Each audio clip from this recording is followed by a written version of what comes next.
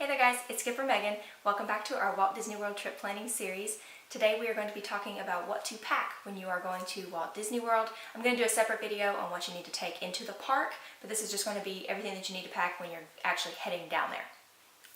So I'm not going to go into every detail about everything that you possibly could ever put into your luggage because most people know what you need to take on any trip. You know, you need to take your camera and you need to take your clothes and all that. I'm not going to go into all those details. I'm just going to focus on a couple of things that are going to be specific to a Walt Disney World trip and things that I think are helpful when you're specifically going to Walt Disney World. So one of the first things that is kind of Disney specific is your magic bands. So make sure that you do pack those, and if you are flying, make sure that these are in your carry-on bag. You want to have anything in your carry-on bag, obviously, that you cannot go without if your luggage was to get lost. So if you are flying, make sure that in your carry-on bag you have a change of clothes in case your luggage gets lost. You don't want to not have clothes for the first day. You want to make sure that everything that you're going to need for that first day you have in your bag, and anything that you can't replace just by running down the street to Publix once you get to Orlando, make sure that you do have that in your carry-on bag. So that would be your magic bands, a change of clothes, make sure that any jewelry that you're taking, ladies, make sure that that's in your bag with you, any medications that you're going to need for that first day, basically the general rules of any trip where you're flying. And that's really the only tip that I have about packing for a plane, other than, you know, obviously you can't take like a case of bottled water if you're flying, and you can if you're driving. So if you are interested in flying, make sure that you just have that carry-on bag with the things that you're going to need on that first day already packed away, and then everything else can kind of go into your check bags. Another Disney specific item that is universal to whether you're flying or you're driving, however you're getting to Walt Disney World, is Disney gift cards. A lot of people like to spread out their spending for a Walt Disney World vacation by purchasing gift cards throughout the time after they have planned their trip. They know that they're going, they know when they're going. So every time that they go to the grocery store or whatever, they just, you know, pick up another $20, $25 gift card, and then actually you can combine them onto one gift card. So then you've already basically spent the money that you're going to be spending on property. You just already have it into one spot. You have it on a gift card, so you know that that is dedicated to Disney purchases. So you can't be down there and say, you know what, I don't need that other Mickey Mouse t-shirt. You've already spent the money. Go ahead and get the Mickey Mouse t-shirt, because this can't be spent on groceries once you get back home. So that's always a good tip if you want to make sure that you do have a little extra spending money for while you're down there. One other thing that is not specifically related to Disney trips, but any trip where you're going to be having a resort or anything where you're going to have a kitchen in your hotel room, make sure that you are taking some dishwashing tabs, and maybe even some laundry tabs, and some groceries if you want. Just so you don't have to purchase all of that when you get down there. You know, you don't want to have to go and buy a whole case of dishwashing tabs when you could just take a couple in a Ziploc bag, take those down there with you, and have those ready so that you can do the dishes if that's going to be included in your hotel stay. And if you are driving, make sure that you are taking advantage of taking a couple of groceries with you, because if you can avoid spending much time in the grocery stores around the Orlando area, I recommend it. A lot of the ones that are near Disney resorts can get very, very crowded because a lot of people are there. It's mostly tourists. So, you know, if you can avoid going into that area, then you want to do that. The prices may or may not also be a little bit higher than you're used to at your grocery store. So it's always a good idea to save a little bit of money. If you're driving, you can just go ahead and pack up a couple of your own groceries, some of the snacks that you might want to have around, any bottled water, cleaning supplies, things like that that you might need in the hotel. Just go ahead and pack those up and bring a few of those with you so you just don't have to spend as much time at the grocery store.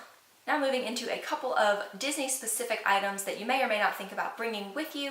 Obviously you're going to probably consider bringing a backpack into the park as your park bag, and once again I'm going to do a full video on exactly what you should include in your park bag, but just a couple of the things that I recommend you going ahead and packing now. Rain jackets or a poncho or something is going to be a must when you are in Orlando. As most people know, it does rain about 3 o'clock every single day, especially in the summer, so you're going to want some kind of rain protection. It doesn't matter what it is. It could be a rain jacket, rain poncho, umbrella, I guess, if you really want that, but you're going to want it to be loose and be able to fit maybe over your backpack and things like that, so just so that you can stay a little bit drier, because a lot of people, if they don't have that, they're going to just leave the park and go back home, and the park empties out pretty quickly around this time. So if you can just pop on the poncho and say, I'm good with the rain, whatever, we're just going to keep going, you can get on some rides pretty quickly at that time. Just do keep in mind that some rides are going to close down if there is lightning in the area. So if it's a really bad storm, maybe it's not worth staying in the park. But if it's just a light sprinkle, or, you know, it's just a heavy downpour for 5 minutes, which a lot of times it is, just make sure that you have that rain protection in your bag that you can go ahead and toss on. I always recommend bringing it with you, because if you wait until you get down there and then it starts raining and then you run into a store and you have to buy a Mickey Mouse poncho, it's going to be more expensive than any poncho that you're going to get at home. And if you already have a nice raincoat that's vented and it's going to keep you a little bit cooler than a plastic poncho, that's what we do. We always bring a raincoat just because we prefer that over the poncho. But just whatever you're going to use to keep dry, make sure that you are packing that with you. Another weather-related item, it is very hot in Florida and it is very sunny. So obviously you're going to bring sunscreen. So what do I recommend as far as sunscreen goes? We like a couple of things. We really like spray sunscreens, specifically if they have princesses on them, because why not? Because that's really easy, especially if you have kids. It's really easy to reapply. You just spray it on there, kind of rub it in. So this is really easy to reapply as you're going. And I also really like this Neutrogena Dry Touch because it's not greasy. I have a really hard time with keeping my skin clear, so if you do have something like that, you're always afraid of putting anything on your face because Lord knows it's going to break out. This is a really great option. It doesn't feel all sticky for forever. It dries really quickly. So that's something that I really like to take with me as far as sunscreen. And since it is also very hot while it's super sunny, you're going to want to have water. Most people are going to just go to the stands, go up, buy a Mickey bar and a bottle of water, and that's going to add up because you need to be drinking about 20 ounces of water every hour. That's what I've been told. I did not do that, and fun story about that one, I passed out in the line for Best of the Lion King, but that's for another time. So make sure that you are drinking plenty of water. And if you don't want to be buying a $4 bottle of water every hour, make sure that you are taking advantage of the free water options. We like to take a stainless steel water bottle. This one happens to be Yeti, but there's lots of other types that are double insulated so that it stays nice and cool for a long time. So when you take one of these, you can have it obviously filled up from your resort or your hotel in the morning. Go ahead and have that water in there. And then if you need to refill it, there's lots of water fountains around the area, which are not admittedly the best water or the coldest water, but they are water. So if you need water, that's a good option. Also, any quick service on property. If you go up to the counter and you say, can I have a glass of water? They will bring you an ice water. It's going to vary on the place, the size that they give you. Starbucks a lot of times will give you a small cup of water. We've been places that have given us full, 32-ounce cups of water. So wherever you go for quick service, make sure that you are always asking for a glass of water. Even if you order a soda, you have a dining plan and you get a soda with your meal, make sure that before you leave, you do ask for a cup of ice water, because then you can just toss it in your bottle here and take it with you and make sure that you stay hydrated all day long. A couple other things that are kind of health related. You're going to want to have a little first aid kit maybe in your park bag, and some of the specifics in there, once again, I'm going to go into that, but one of the main things that you're going to need to take with you is some Band-Aids, and we like to take moleskin. If people have never used moleskin before, it's an absolute lifesaver. You can just cut a little bit of it out and stick it to the back of your shoe to keep you from getting those really nice blisters on the back of your heels. This will pad your foot a little bit more than your actual shoe will, and it's soft so that it's not going to rub a blister if one starts. So we always take that with us, and that's really helpful. And we also like to take a rub stick. There's lots of different ones. This is the one that we happen to use.